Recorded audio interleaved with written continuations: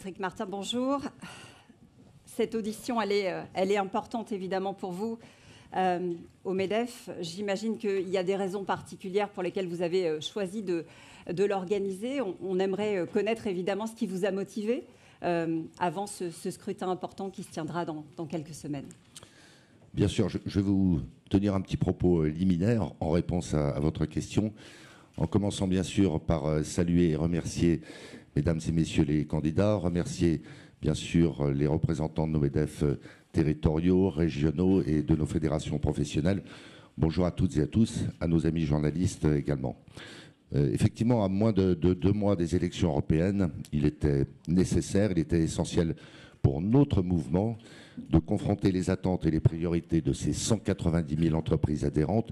Je le précise, entreprises de toute taille et dont l'effectif moyen est de 47 salariés, de tous les secteurs d'activité, la distribution, la construction, l'industrie, les services, de les confronter donc au programme de celles et ceux qui se destinent à représenter la France au Parlement européen.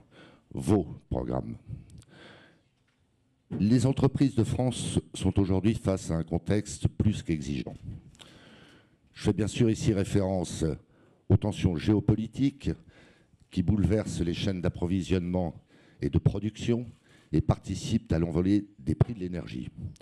Je fais référence à la concurrence internationale qui ne cesse de s'accroître et qui fait peser sur la France et sur l'Europe le risque d'un décrochage irrémédiable.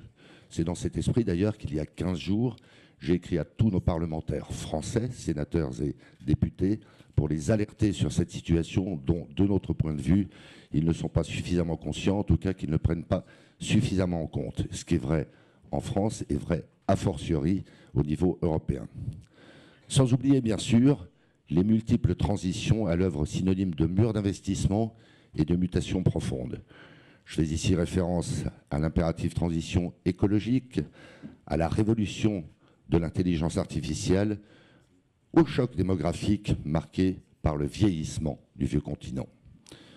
Dans ce panorama, et à l'heure où la petite musique de l'euroscepticisme monte, la parole du MEDEF est sans ambiguïté.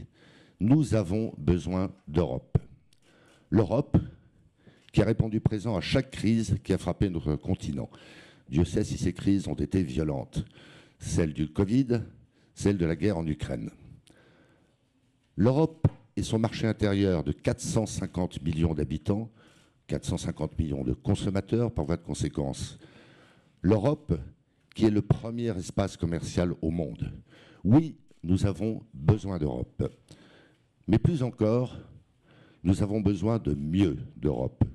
Ce mieux d'Europe, c'est ce que nos 190 000 entreprises adhérentes, employant plus de 10 millions de salariés dans tous nos territoires métropolitains et ultramarins, c'est ce que ces entreprises attendent. C'est ce dont elles ont fait part à Fabrice Le Sachet, vice-président en charge de l'Europe, qui les a rencontrés lors de son Tour de France.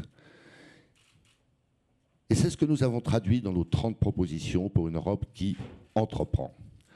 Bravo à toi, Fabrice, pour le travail de bilan que tu as réalisé. Et merci à toutes celles et ceux que tu as rencontrés et qui y ont contribué.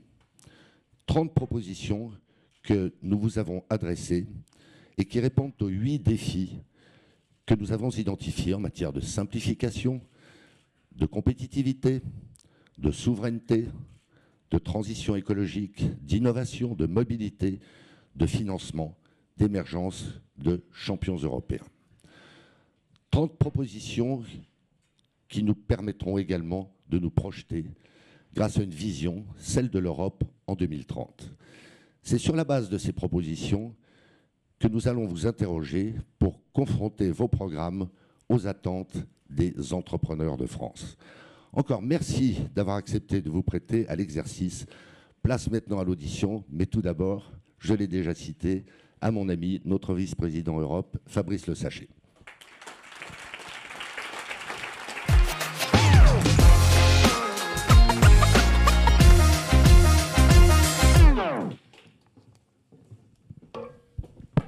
Merci. Ça marche, ça fonctionne.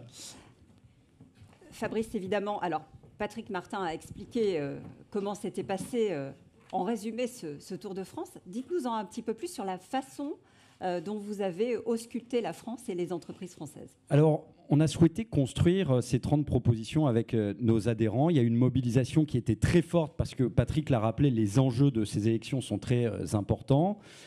Cette mobilisation, elle s'est traduite tout d'abord par 230 contributions de nos 99 fédérations adhérentes sur une plateforme numérique.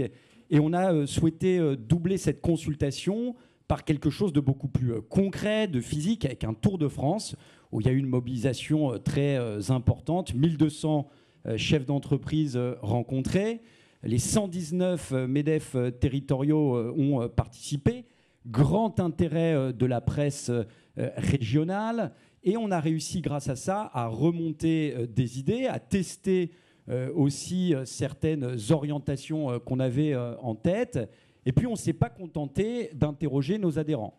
On s'est aussi confronté à l'extérieur, en tout cas pour ce débat d'idées. Dans cet auditorium s'est tenue la REF Europe, un débat avec des juristes sur le Code européen des affaires, un débat avec des intellectuels, un débat avec des anciens ministres, anciens ambassadeurs, pour aussi comprendre la façon dont ils percevaient l'Europe aujourd'hui et l'Europe demain. Et puis enfin, on a fait ce travail de la façon la plus objective possible, avec des faits, des chiffres étayés, parce qu'on est des chefs d'entreprise et on essaye évidemment d'éviter, autant que faire se peut, l'idéologie pour baser nos propositions sur des choses objectivées. Alors, on a parlé tout à l'heure de simplification administrative et je crois que c'est un des points essentiels, mais il y a beaucoup de choses dans ces 30 propositions. Est-ce que vous pouvez nous faire un résumé rapide des principales orientations ? Alors, on aurait pu parler de beaucoup de choses. On s'est limité à 30 propositions. On a essayé de rationaliser les choses en 8 thèmes qui sont autant de défis pour l'Europe et pour nos entreprises. Premier thème, le choc de simplification. Et là aussi, on essaye de ne pas être caricaturaux. On a publié une étude il y a un peu plus d'un an qui démontre qu'entre 2017 et 2022, il y a eu plus de 5000 pages de texte. Alors, de temps en temps, ce sont des normes dont on a besoin. Mais il y a beaucoup d'obligations de reporting qui transforment un peu les entreprises en agents administratifs, avec d'autres conséquences. Donc nous, on a des propositions concrètes, tests PME, tests de compétitivité. On a aussi des questions de production, de réindustrialisation. Et donc là, on a des besoins financiers. On voit ce qui se passe aux États-Unis avec l'IRA. On propose la création d'un fonds souverain qui, grâce à l'effet de levier, pourra drainer 200 milliards d'euros et permettre à nos entreprises de produire un peu plus sur le sol français et européen. On a aussi la mobilité qui est très importante. Aujourd'hui, Erasmus+, c'est 2% avec des apprentis. On souhaite porter ce montant à 20% parce que ça doit aussi s'adresser aux apprentis. L'apprentissage, c'est un succès. Le MEDEF en France, le MEDEF s'est beaucoup mobilisé sur ce sujet. Et on aimerait en faire aussi un succès européen. Les accords commerciaux. Comment on fait pour continuer à signer des accords commerciaux intelligent, parce qu'on a besoin de cette ouverture sans être naïf. Il y a aussi la réciprocité, le besoin de protection, la neutralité technologique au cœur de nos propositions, avec la proposition d'une directive bas carbone pour sanctuariser toutes les solutions. Les entreprises ont des innovations et on souhaite éviter les biais réglementaires qui empêchent à certaines innovations d'arriver sur le marché. Donc voilà, 30 propositions que vous pouvez retrouver normalement dans le guide qui est distribué à la sortie, et qui a été très largement diffusé au sein des MEDEF territoriaux notamment. Oui, ce sont les questions centrales qui vont évidemment jalonner également votre mandat pour les années qui viennent, les 5 ans du mandat. Je précise, Fabrice, avant de vous laisser retourner vous asseoir à côté de Patrick Martin, que nous sommes suivis évidemment ici dans la salle, dans le grand auditorium, mais qu'on peut également nous suivre en direct sur le medef.com et sur les réseaux sociaux, bien sûr Facebook, X, avec les différents MEDEF qui nous suivent à distance et les entreprises et leurs salariés qui sont probablement connectés pour écouter les propositions qui vont suivre. Merci Fabrice. Merci Raphaël. Je vous laisse retourner vous asseoir.